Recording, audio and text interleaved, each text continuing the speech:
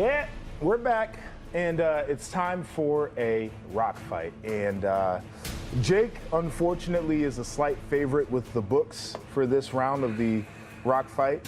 He's thrown scissors only once, and that was on day one. So you got any insight what you're going to be doing today?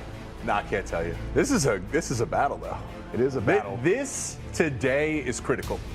Yeah, on the path to 5, this is critical. We're tied 3-3 right now, so I think this one swings it. I have a suspicion that whoever wins this one will probably end up winning the whole thing. But you know what that means? It's going to be your boy, because all I do is win.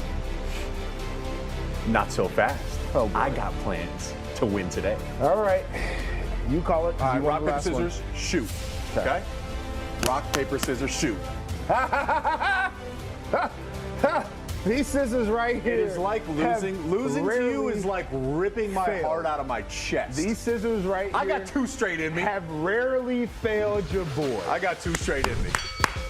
Starting the week off. I actually have you right where I want you right now. No, you don't. Yes, I do. So I'm not a choke artist. So unfortunately for you, I'm winning this whole thing. We will see. Yeah, we will see. Welcome in Red Corner, Blue Corner right here on Stadium. That is Jake Butt, the Michigan Wolverine, Mackey Award-winning tight end, 2-time All-American, as I always say, all-around great guy. And this is Joshua Perry, a captain of the Ohio State Buckeyes, a national champion with the Ohio State Buckeyes. And probably my favorite thing about you, bro, All-State Good Hands Community Award. Yeah. He goes beyond the field. Try to do some things out there and make sure, we can give to other people who maybe can't give as much as we can. But we want to welcome you into the show as well. You know how it goes around here. We got that QR code on the screen. You can get in the YouTube chat. Also, submit your content. It's something that we're looking for. We want to give you a chance so we can run it on the show, and also follow us on Instagram at @RedCorner_Blue Corner. But we had some big news late in the week about Big Ten and the SEC forming a little bit of a partnership. It's an advisory group to address the significant challenges facing college athletics. Since the news, the 2 conferences have also expressed doubt in the future of the college football playoff. Now, Tony Petitti, the commissioner of the Big Ten, said in his statement, "There's no question that the voices of our 2 conferences are integral to governance and other reform efforts." So, we got a little alliance, and we saw one of those once upon a time. It's supposed to be the Big Ten, Pac-12, and the ACC. And the Big Ten said, within this alliance, we're actually going to eat up the people that we are supposed to be allies of. And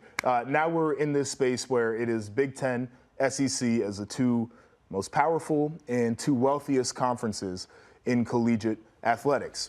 What do you see as a result of the formation of this alliance? What I see and what this tells me is that not all are equal in college football. You know, it's the Big Ten and the SEC atop the mountain, and then there's many just right below them as you work your way down the ladder. I'm okay with that. I'm okay with that. We always say everyone will be treated fairly. That doesn't mean everyone will be treated equally. The big players at the table are the Big Ten and the SEC. It also tells me, which is what we've been kind of waiting on, that the current landscape of college football, all the change that's been going on for the past 5, 6, 7 years, we've overcorrected a little bit. And we're at that point now where we need something new. We need a voice. We need an allegiance, an alliance. We need someone with a vision for the future to start to pull this thing back a little bit and get some clarity, some structure, and guidelines so we can push this game into further and newer and higher heights. I'm with you there. I think that the people who are aligned with the Big Ten and the SEC, and when I say people, I mean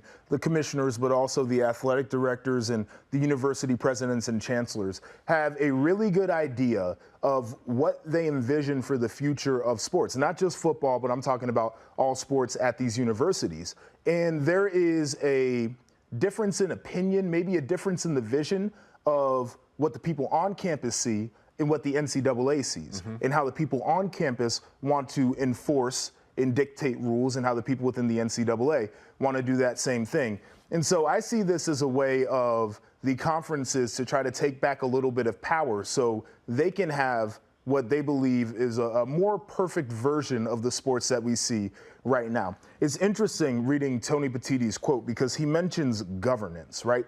And I think as a part of this, would we get to a point where the conferences say, well, for football, at least, we'd like to be able to govern the sport. We'd like to be able to dictate the way that the sport works because it gives us an opportunity to separate and differentiate our most valuable asset, which is our football team, while also maintaining the rest of our athletic department. I come from Ohio State, 36 varsity sports. We are at a crossroads right now where we can either enhance the sport or we can take away from it. And if we take away from it, we're going to alienate fan bases. We're going to alienate supporters of the sport. We're going to alienate TV networks who have been writing these big checks. And that does nothing except for hurt everybody that's involved in this situation. And I think they're very aware of that and want to get ahead of it. Let's go back a little bit further here, because even Petitti said, I think when you see this, you say, oh, well, look, it's the Big Ten and the SEC are going to break off, right? Petitti, within these statements, they said, hey, that's not our goal. We're not trying to do that. But let's talk about how it could get there. And I know you talk about the college football playoff format, which ESPN's rumored to be pitching over $1 billion towards that. That is a massive, massive entity. And as you're looking at it right now, if you're the Big Ten and the SEC, you're going to say, why should we have equal voting power and rights and equal representation as everybody else? Why should we? Especially with the expansion of the conferences. Both these two conferences are loaded. Therefore, in my opinion, they have leverage. I think that's going to be a big piece of this conversation as well. And I think they're meeting about the CFP right now. Currently, the current CFP contract runs through 2025, so they're trying to figure out what the solution is beyond then. They have agreed on the 12-team format, but they haven't necessarily agreed on what that format looks like and if that will be the format into the future. So if you're Tony Petitti, if you're Greg Sankey, you're sitting here looking at the college football playoff, and as it's being described right now as they'll have 5 auto bids plus the 7 at-larges. And I'm like, okay, so if I'm the Big Ten or if I'm the SEC, why should I feel like the Big 12 needs to have an auto bid? Why the hell should I feel like any group of 5 school should have an auto bid? And it's a valuable question, because we could be in a scenario where, undefeated, one-loss group of 5, highest-ranked team ends up getting in on an auto bid, and you've got maybe a 9-3 or a very good 8-4 who played literally all teams that were in the top 5, top 6 of college football, which is not something I'm making up right now. With the Big Ten and the SEC the way that they're going to be, this is something that could happen. And they're deserving of being in that playoff because maybe got healthy at the right time, figured things out toward the end of the year, have proven in some of those close losses that they're a good enough team. You take the opportunity away for a team that's probably not going to win it all. I would go as far as to say that we should eliminate the concept of auto bids, and I think that's what Tony Petitti and Greg Sankey are trying to do. I would also go as far as to say we should have a Power 4 college football playoff, crown a champ with that. We should have a group of 5 playoff, and we should change the structure of the way that we look at some of these smaller universities too. Maybe even, and this is not an original idea, one of my producers brought this up earlier, why not give back some scholarships from the football team? Do it like they do in FCS. Less scholarships, more sports programs for the university, but an attainable championship. Because when you look at a kid who's in Oxford, Ohio, Toledo, Ohio, and Bowling Green, and you try to tell them they're competing for the same championship as the kids in Columbus, you're a liar, and we should stop doing that. These are the conversations that need to happen. And I get it can be uncomfortable for traditionalists to say, well, why does it have to be this way? I don't like the direct. Well, because this is where we're at. And if you to split the 2 playoffs is a really interesting thought. Why does it have to be that way? The Big Ten and the SEC have infinite leverage. I mean, they own 80-90% of the major brand players in college football. Why they're asking themselves, there's a chance for them to say, we'll break off and form our own playoff, Big Ten versus SEC. I don't think they'll do that, but that's a leverage piece that they have because of the brands they own. So for maybe the other conferences like the Big 12 or the ACC that are saying, hey, we want equal rights, understand that that's a potential. Understand where the leverage is, and understand everyone's going to have to sacrifice something for a better path forward. Let me just paint this final picture for you, is a world where, and I'm not saying we should completely eliminate playing Group 5 schools or even FCS schools in the schedule, but we get to a world where the Power 4 says, okay, we're going to go 10 games of Power 4 opponents. Everybody's going to do that. The other 2, you get to decide how you want to do that. We create the right type of matchups. We get a better picture of what we think these teams are going to be. we can create scheduling alliances between the Power Four to say, hey, you know, if you're Michigan, you finished at the top of this conference, one of your out-of-conference games for this year is going to be the team that finished in the top of the Big 12, the team that finished in the top of the ACC. Do it like that. I think there's a great opportunity here to get multiple things done in a new era where we could decide to do anything because everything has changed so much. It's the best thing possible for the fan too, when you put brand on brand with conference title implications and national title implications. College football, I think it's been the best it's ever been in terms of matchup on matchup. Yep. The future you're proposing would be great from a viewing experience as well. It's one where we all win. Embrace the unknown. That's what I will say. Well, let's pivot to a team in the Big Ten where Jedd Fisch continues to fill out his staff at Washington. No more unknown for their defensive coordinator because today Steve Belichick gets the nod as the team's new defensive coordinator. Of course, he's the son of Bill Belichick. He was with the Patriots going all the way back to 2012.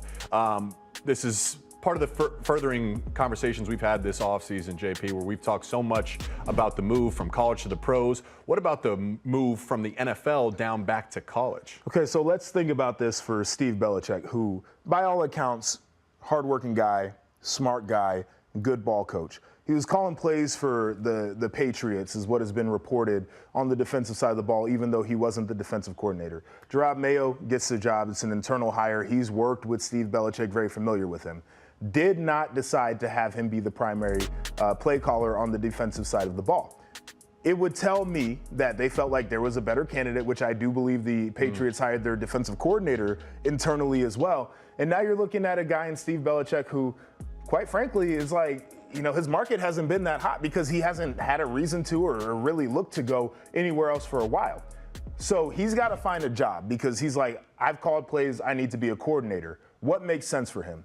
I'm going to go to the college ranks where I can have the reins. My name will be all over this defense. And I'm going to work with a guy who I've worked with in the past in Jedd Fisch. I think this makes sense for a guy like him where in NFL circles, not exactly sure that people are super familiar because he's been in one spot under his father's shadow.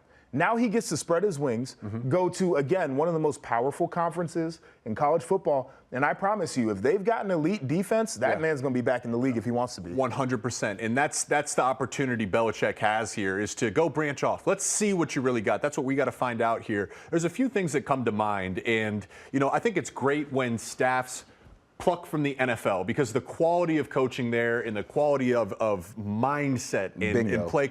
Yep. It was the biggest difference when Jim Harbaugh came on campus in 2015, my junior year. Our whole staff, I remember they started stacking the years, 100+ years of NFL experience across the staff. Noticeable improvements from technique and scheme. But I will say this, the challenge then is can you take the complexity of the NFL and pitch it to guys where you have 20 hours to learn a playbook. You're not with them all offseason. They got class. They got NIL.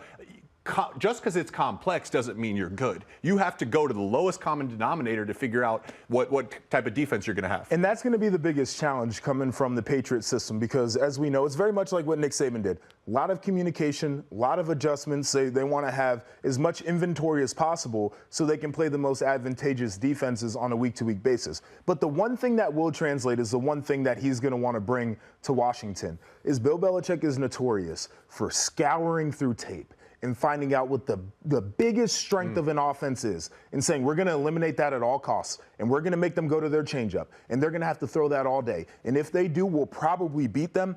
And I think if he can bring that mentality of take the biggest strength away from the offense, they'll be able to play successful defense at Washington. I completely agree. And colleges lean more on their strengths even than NFL. There's less balance in college. But it's also true your defense has less talent. No doubt. So it's going to be really interesting. I know I'm with you. I can't wait to see who is Coach Steve Belichick. You know, who are you without Bill standing next to you?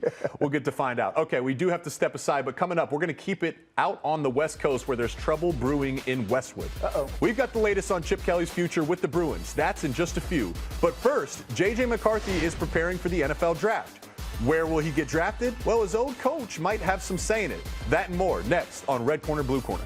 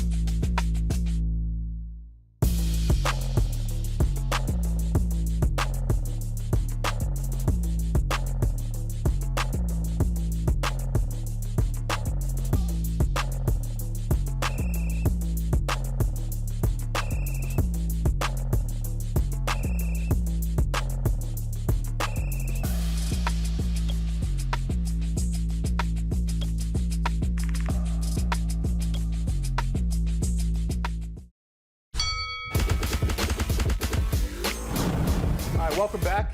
It's time to go 3 and out here on Red Corner, Blue Corner. And for first down, we've got some rumors out of Columbus that newly hired offensive coordinator Bill O'Brien is the leading candidate for the Boston College head coaching position. That job was recently freed up after Jeff Hafley left Chestnut Hill to join the Packers as their defensive coordinator. So, JP, there's a few ways to hit this. First off, is this a possibility? Is this a strong possibility that Bill O'Brien would leave to go for Boston College? And then the second part is an interesting point where is a Boston College head coach more attractive than a coordinator for the Buckeyes? Okay, so first answer there, would he leave? Absolutely he would. He's a Boston guy. He's worked a lot of his career in Boston. He's been a head coach multiple times, both in college football and in the NFL. Like, yes, absolutely. If he had the opportunity to run his own program, I think he would do that. And if you're to believe some of the rumors, which Pete Thamel seems like pushed back on that and said they have rounds of interviews that are coming up this week and a deal would be done by the weekend. But some of the reports about Bill O'Brien specifically said that if he were to take this job, it would be because Boston College is giving him a little bit of job security with a lengthy contract and some time and opportunity to build that thing. I think that's a great scenario for a guy who's from Boston to go back to. And to explore the question, is a coordinator position at Ohio State better or worse than the head coaching position at Boston College? To your point, the answer has to be it depends. Especially in the current landscape of college football, which is a big reason Jeff Hafley left to go to the NFL, it depends on what the university is willing to promise you. And job security is number one, but what commitment will I get from NIL? What are the expectations? You know, what resources will I have to hire out coordinators and the rest of my staff? Because sure, Bill O'Brien wants to be a head coach, right? But he wants to be a winning head coach, right? And he wants to build a program. So I think that's a big piece of the question that will be answered here in the coming weeks. Don't you think if you were a coach, just as a spitballing question here, you would take $4 million and a $3.5 million salary pool versus $5 million and $2.5 million to hire your staff? Absolutely. Yeah, absolutely. I feel like that's kind of the back and forth that some of these guys are having. But to your question about is it a better job? Jeff Hafley left Ohio State to go to BC. Bill O'Brien potentially leaving Ohio State to go to BC. It's an attractive opportunity to run your own program, and I think that's what these guys get in their head. We were talking about this pre-show. This is a pivotal moment for the Buckeyes, though, because I think Bill O'Brien was a slam dunk hire. I don't think Ohio State needs more intelligent play callers. I don't think they need sexier scheme, but they need a guy in Bill O'Brien that's a strong leader, that's going to command respect in that offensive play calling room, that's going to demand the best out of all his players and has a track record to prove that. That's something I think we both agree that Ohio State's been missing that Bill O'Brien would bring. So this has big implications as well for the Buckeyes and the rest of the Big Ten. Bill O'Brien would be the bad cop. Ryan Day's a good cop. He's a bad cop. He can go in there and tell Brian Hartline, hey, I need you to get your receivers to block better on the edges. Like, he can go in there to Justin Frye. It's like your guys got to make sure they can hold up in pass pro in the final minutes of the game. Right, and I think that's exactly why you bring a guy like Bill O'Brien in, but it might be gone, and that would be something Ohio State would have to figure out. But let's move on to second down here, and we're going to talk about your former head coach in Jim Harbaugh, because he's been making his rounds with the media after being hired by the Chargers. And now he's making a bold claim about his former player, saying on the herd, don't be surprised if JJ is the #1 quarterback off the board. I need your thoughts. Okay. You got to love Coach Harbaugh, because this to me is Coach Harbaugh. I think it's amazing. The whole world's like, what are you talking about, man? It's Caleb Williams. We all know that. But Coach Harbaugh is going to go to bat for his guys. It's part of the reason why he's a great coach. He was also explained why, which I think is maybe more valuable, because we know JJ's not going to be the first taken. But there's still a question, is he a first-round quarterback? How great can he be? Wins with numbing repetition. I love that. I love that. He's a film room junkie. He makes plays. He's got high awareness, high football IQ. His leadership skills are rare. That's all stuff we've seen, and it's now confirmed publicly by his head coach.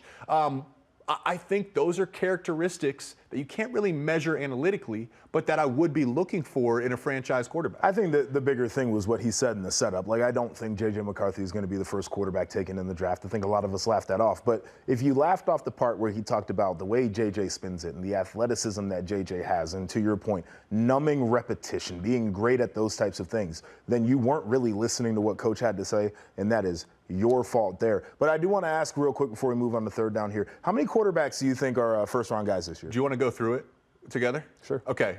I do. I just love numbing repetition, by the way. That wins in the NFL. Yeah. It's just a side note. I love it. Caleb Williams is going to go, right? Yep. Drake May. Sure. Jaden Daniels. Yes. Bo Nix. Maybe. Maybe. Okay. Who would be the next one then? Michael Penix Jr.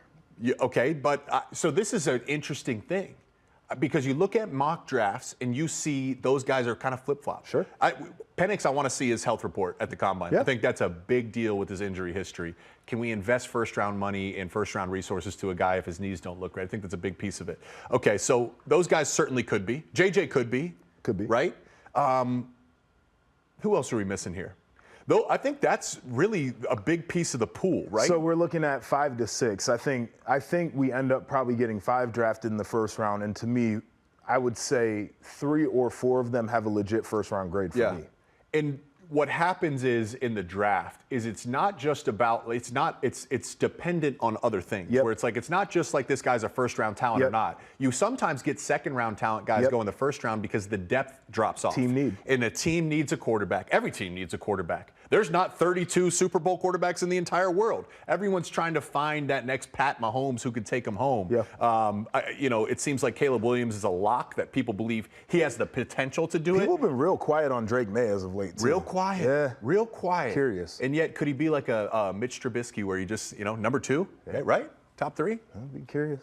I love it. I love it. This is the fun time of the year with the with the NFL drafts. All right, we got to get to third down. Billionaire Peter Thiel plans on investing money into what is being called the Enhanced Games, Olympic-style competitions where PEDs will not just be allowed, they will be encouraged. JP, thoughts? So, when I first heard this news, the initial question I asked is, will this be done under doctor supervision? Because, as we know, PEDs are dangerous, they're not healthy, and there will be screenings done throughout the process initially, yada, yada, yada. So once I found that out, I said, I'm all for it. Why not? Like, we've all dreamed about what sports would look like if everybody was juicing, and now we get the opportunity. I'm here for it. 100%, 100%. And it's the law of diminishing returns. Like, I love watching Usain Bolt, right? But now you're chasing just a couple tenths of a second. PEDs, do we eventually see someone, break even a 9-second 100?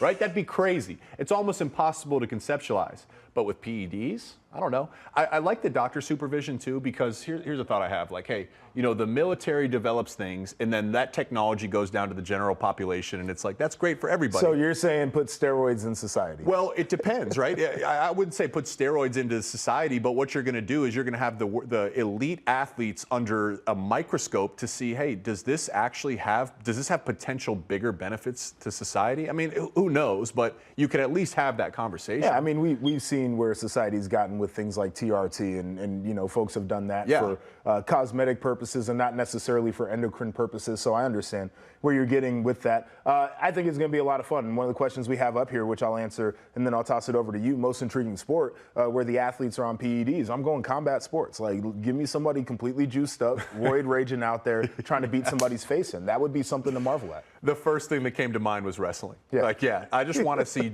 2 juiced up dudes full of roid rage going at it. It would be ridiculous. But the other one that you mentioned is one that is deep in my heart is track and field. Yeah.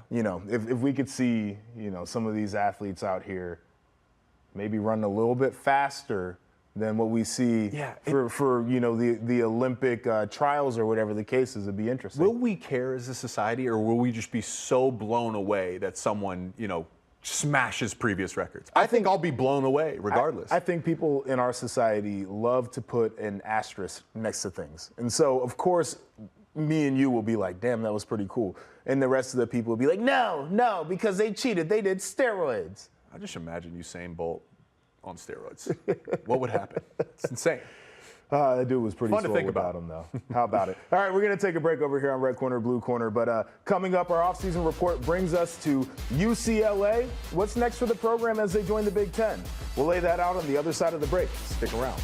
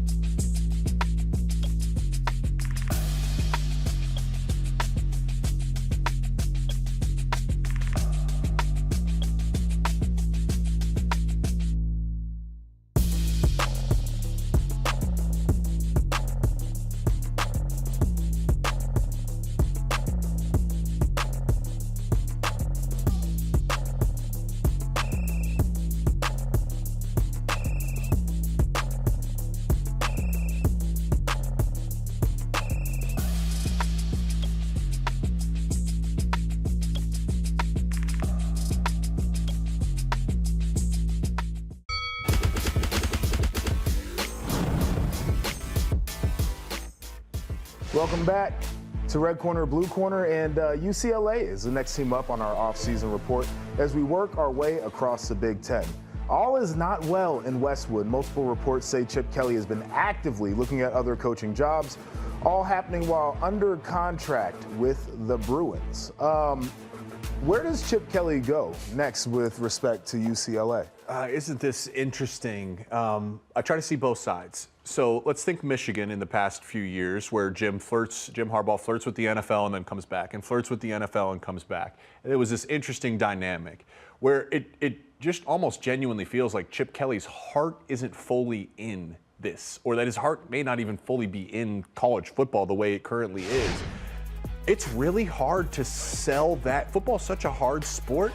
It takes courage. You beat your body up. It's a long season. There's a lot of travel. There's a lot of sacrifice. You know, you have to sell that to your players to have a chance to win. But when these rumors come out, it makes that selling point a little more challenging for Chip Kelly and the rest of his staff. Yeah, I mean, it's wild. And you talk about Jim Harbaugh, and it felt more like a flirt than Right. an actively seeking type situation. And quite frankly, he always had the, well, I'm a Michigan man thing to fall back on, right? Like, this is me. I am these guys in the locker room. They understand me and they know what I'm made of.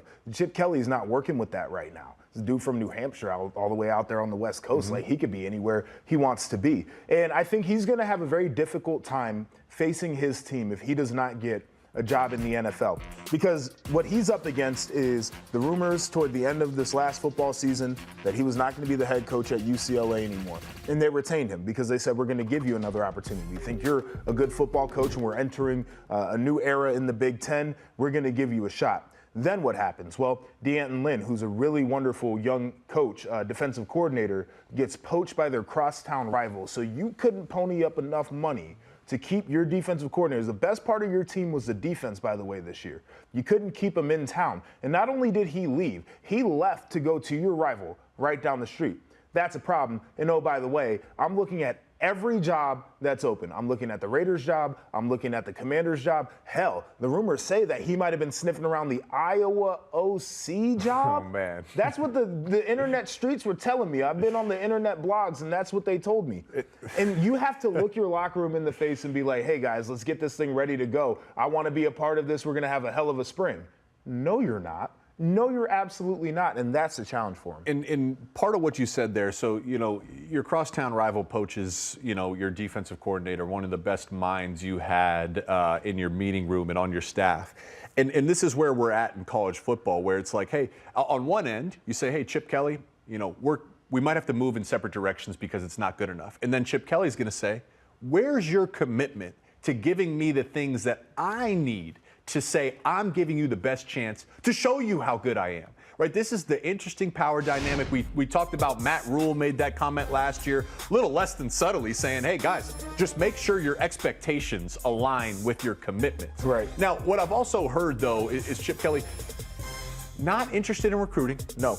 Not interested in NIL. No. Not really interested in all that extracurricular, which has become so important in terms of today's college football. You have got to embrace it. And it's another interesting thing is you look at some of the younger coaches that are embracing it in the direction those programs are going versus coaches that have been around the block a little bit like Chip Kelly, who's saying, I don't know, man. I think I've had enough of this. Yeah, take the hands off the steering wheel and say this is not for me. So it certainly puts them in a tough spot. Now, you mentioned name, image, and likeness, and from everything that we can tell, it's, the faucet's not necessarily fully flowing out there in Westwood. What do you think is the challenge to them when it comes to name, image, and likeness?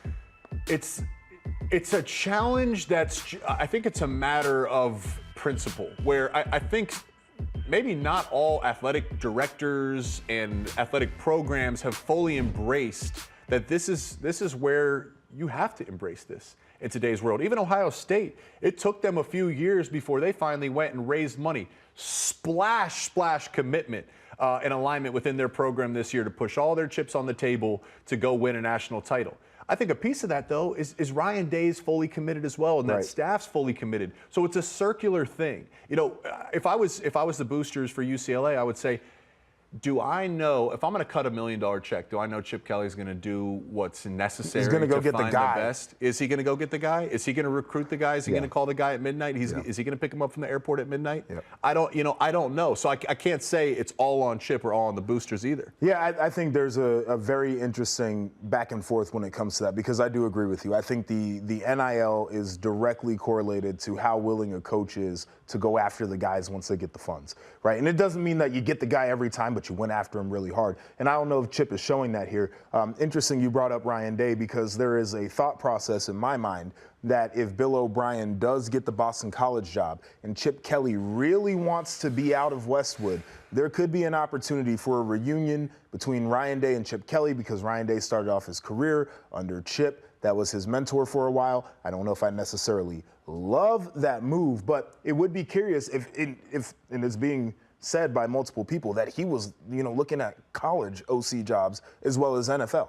And so it's the anti-Bill O'Brien. To go from Bill O'Brien's going from coordinator to potential head coach. If this comes true, you're going Chip Kelly head coach to coordinator. And if that's the case, to go back to our other questions about commitment and alignment, if Chip Kelly leaves UCLA to go be a coordinator at Ohio State, maybe he's telling you that the commitment from the university and the athletic program wasn't enough for him to feel he was giving it his best shot to go win. The idea of, if I'm going to be a head coach in this environment, I need all of the support that I can get, or I'm just not going to do it, is one that really stands out to me. I feel like that's what we're seeing from guys right now. But let's talk about it. Yeah. Moving into the Big Ten, we know what this conference is going to be next year. Some really good football teams, highly competitive. UCLA, what did it say for their most recent recruiting class? 82nd or something? Good, right, yeah. I mean, yeah. Terrible. Yeah. Terrible. How are they going to be once they transition into the conference? again, you are directly in line with your investment, aka your recruiting, right? Like, you're not winning conference titles with that. You are not winning conference titles with that. But at the same time, I look at the records: 8-5, 9-4, 8-5, right? Like, that's slightly above average. And I think for a program like UCLA, you have to know yourself a little bit. Can you stay in that 8-9 win, bubble? And then every 2-3 years, can you break out and get to 10-11? Yeah, can you make a splash within the conference, right? Yeah. We're talking an expanded playoff. Sure. You don't have to get there every year, but can you build enough that you can sell this vision to then get the resources and the players and the coaches to then make that splash and go to the playoffs? I think that's got to be their goal here. But it's going to take alignment from everybody and just everything we talked about.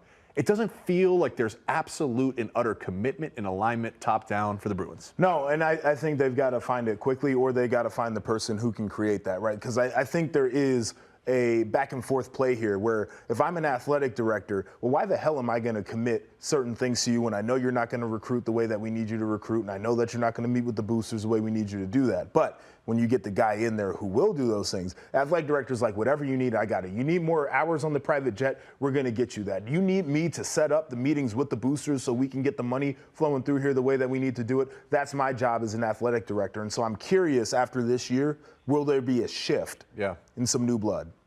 I could just look back to you lose your quarterback right across the conference. Dante Moore goes to Oregon, right? I mean, what was that a matter of just NIL? Right? I know he said some things about development and stuff, but did you even try? Because that's your future too. It is a tough time, man. The floor and the ceiling in the Big Ten, it's going to be a lot harder to win there than it was in the Pac-12 of the past. So that is very interesting. We do have to step aside. But coming up, it's another edition of Message Board Monday, one of our favorite segments. It's the offseason, so things have gone sideways with the fans. The big topic this week? Pizza. Check it out next on Red Corner, Blue Corner.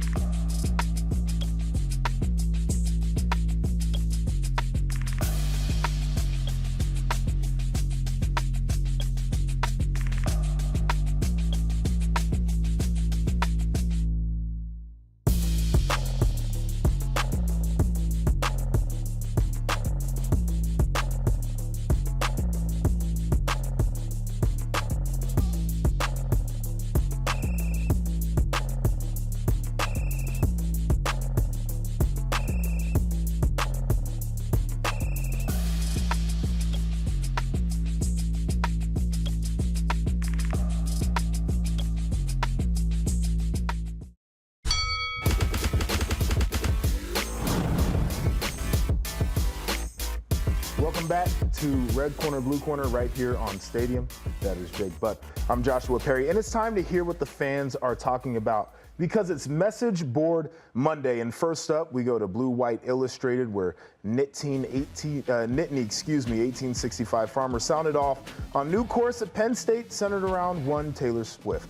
Farmer said in part, she's a prime example for the mass communications field or marketing purposes. All right, so you took a class at the University of Michigan, #1 public school in the nation is what people tell me, about Kim Kardashian and, whatever goes on with that. Are we here for Taylor Swift in her class? Look, I know what this sounds like. What do you mean you're going to college to learn about Taylor Swift or the Kardashians? What is that? Let me present you a scenario, all right? Give me your honest opinion on this. Sure. Don't you think it's interesting? Here's what we can't deny. Taylor Swift has a psychological hold over a significant portion of our country, of the world. Yep. She is a person of complete influence. Right. Don't you think it's interesting why and how that develops? And don't you think it's interesting the implications of what that can mean for larger societal structures? Like, we learned about our class in Michigan was the sociology from the Kennedys to the Kardashians. Sure. You know, the Kennedys being a presidential family that embraced television and how they used that to their advantage. Right. The Kardashians, how they have a hold on the society. I found it to be an extremely interesting class. And Taylor Swift, I mean, she's transcended up to that, that level now anyways. Yeah, I think this is more for me like a case study on consumerism, consumption patterns, things of that nature. I don't think that you can take the Kennedys, the Kardashians, or Taylor Swift and look at what they have done and say, this is how we can apply this to Tom, Dick, and Harry, because y'all ain't that talented. Y'all do not have the talents that they have.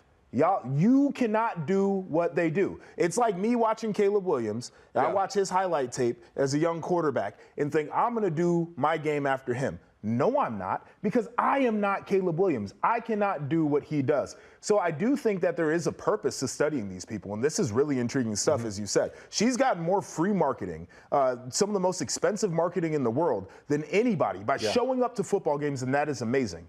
But I can't say that, hey, now if you do this, you'll be just like Taylor Swift. See, so it won't apply to me or you or Tom, Dick, and Harry. But what we can do is see the ripple effects of the influence she has, because there'll be another Taylor Swift down the line. To your point, I think they said they did a study, over $300 million of value brought to the NFL. Bro, that's influence. Think about how much value brought to her. She's up there getting FaceTime that people pay a lot of money for free. It's been a wild ride to watch. Crazy. Okay. Next, we do have to go to Buckville, where Chicago pizza is the hot topic this week. Something I'm really, really excited to talk about. Me too. Pointer Pride 2 said in part, if you're looking for uniquely Chicago meals, I probably even wouldn't put pizza on the list. Go for it. All right, so here's here's my thing, man, is I like deep dish pizza, right? I think deep dish is good. I would not put deep dish in the top 5 of pizzas. Like, people act like it's some sort of delicacy here in the city of Chicago. It's where we broadcast from. Me and Jake moved here, both of us originating from Columbus, Ohio at one point or another, right? What is deep that? dish? It's good. It's overrated. But then the real Chicagoans will be like, nah, the deep dish is just what they sell to the tourists. We don't even like deep dish like that. We like tavern-style pizza. You need to go out to Pequod's and get you a pie. So you know what I did one time? I went to Pequod's, and I waited for almost an hour for that damn pie. And it was so mid, it's not even funny. That thing wasn't even good. I could name you about 5, 6, 7, 8 places in Columbus with pizza far better than anything I've had in the city of Chicago. You like Donato's. Oh, yeah. I don't know if you've ever had Cheshire Market, a little small spot up in Delaware County around where I came. Oh my goodness, some of the best pizza you will ever have. And these people act like they invented something you didn't. I've been a Chicago resident for about 18 months now, and I had some buddies that would visit the city, and they would you can buy pizza to be shipped to your house. Like, Chicago pizza, it's the best, deep dish. Everyone was talking it up, and I enjoy a good pizza. A Friday night pizza night, that was a family tradition. I came out here and I was blown away by how trash the pizza was. And you said, to your point, oh, it's deep dish. All right, cool. I'm not a deep dish guy. All my in-laws are from New York, New Jersey. I like the thin crust. Me too. They said, go get the thin crust. Trash. The best pizza I've had here in Chicago. Go ahead. Is DiGiorno. Wow. I go to DiGiorno and I cut up my own jalapeno. I make it myself. The pizza here was, and the expectations are one thing. Yeah. And it's not just about not meeting the expectations. That's right. It is My garbage man pizza. is eating bad pizza. DiGiorno's and Red Baron frozen pizzas that he's putting his own toppings on because the pizza is so trash. It's so mid in this city, and y'all hype it up like it's something it's really not. I'm going to start a pizza shop out here and just oven bake DiGiorno, and I think we could do millions in revenue and here in the city. And to your point, I don't even like New Jersey, but both of my parents are from New Jersey. Pizza out on the East Coast is about 100 times better than anything you get over here in the city of Chicago. All right, next we got to hit up Spartan Tailgate, and they're talking about bowling. But not the type of bowling that involves football team winning 6 games. Meme Killer just found out about two-handed bowling. Go out once or twice per year, two-handed bowler at some of the local lanes. All right, so have you ever heard of that technique before? Yeah. That's because you're trying to get the spin, the rotation, because you want that pocket there, right, between the front 2 pins. So some people can't do it with the wrist work. You got to get the two-hand bowling going, right? Have you figured out how to get the spin on the ball? Yeah, because you don't put your thumb in. No thumb. Right. Exactly. Yep. See, because I figured that thing out too in my game Enhanced here, because you do have to hit the pocket. People think if you bowl dead on and hit it in the center, you'll knock them all down. It's not the case. That's where you get the split. Okay, and you don't want to have to deal with that. Yeah. So you got a little bit of bowling experience in your past. Tell me about your best scores here. Okay, so best score was probably like 150, 160 or something like that. You know, I'm not terrible. I'm never scoring sub 100, but I'm probably averaging about 120, 130. I will say this, my bowling conditioning isn't there. After 2 games, I mean, I'm talking the AC joint and everything like that. Like, I don't have good bowling conditioning.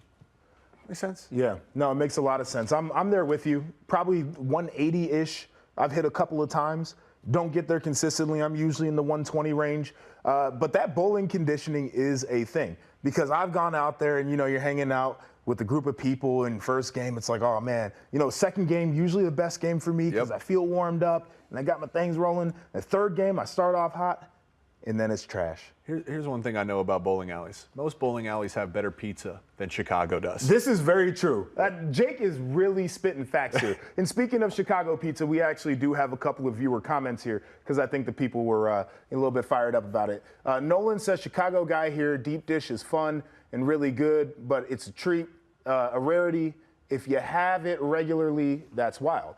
I mean, that's a treat, Nolan? The way people talk about it around here, they act like you could go there once a week and get a deep dish. So, I mean, what are we talking about? And then Pat says, thank you, Pat, these guys are fools. No, I'm not a fool. I've tried it. I went to Pequod's and I waited my ass off for a mid pizza. Why would I do that ever again? What do we got? We got one more comment? All right, and then baseball man over here. New York pizza better than Chicago, right? Yeah. But we'll take the hot dog and Italian beef over the bagel, whatever else New York does. All right. They got me with the hot dog, because I will take the Chicago dog. It's one thing that Chicago has done well. With the peppers, too? Yes, the Italian sport pepper's got to be on there. The Italian beef thing, I do think, is very overrated, and we're not going to disparage New York bagels because they got different water out there. You can actually look this up. They have different water out there, and that's why the bagels are so cleanest water in America. New York does. It's a very complicated plumbing system. They're like, I'm not lying about this. It's very true. All right, we're going to take another break over here on Red Corner, Blue Corner. And the guys from inside the association are going to join us. And let's see if we can get a game of 2-on-2 going. They're going to be on the other side of this break.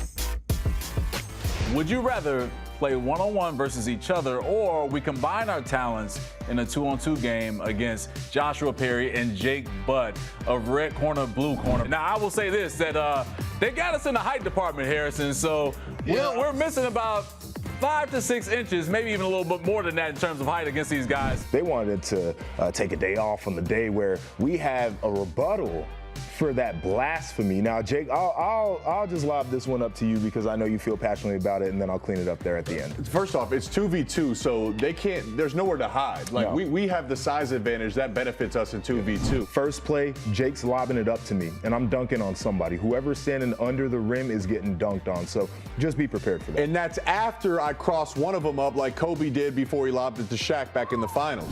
And at some point, they're going to have to guard since we are quicker and a little bit smaller than them. All right, There you go. I don't really particularly think this is even going to be close, JP. The fact that they called the quickness into question there, I think, was the biggest mistake they could have made, because I took that as personal disrespect. All right, we got to talk about it now. So we got our guys from ITA joining us. We got Cam in studio. We got Harrison on the feed there. And fellas, like I said, Jake's lobbing it up. I'm getting my dunk in. And yes, I got the quickness with the game. So what you got, Cam? I mean, that's fine. At some point, I know you guys are not lethal shooters like Steph Curry, so you're going to miss a shot, right? I mean, the point is making sure they don't get the basketball back. So that's where I come into play. And Harrison, I know he's a knockdown shooter, so I'm not worried about my man. But my thing is, who's checking me? Like, I want to know who's drawing the assignment against me, because Jake's talking about he's crossing people over like Kobe before he lobbed it to Shaq.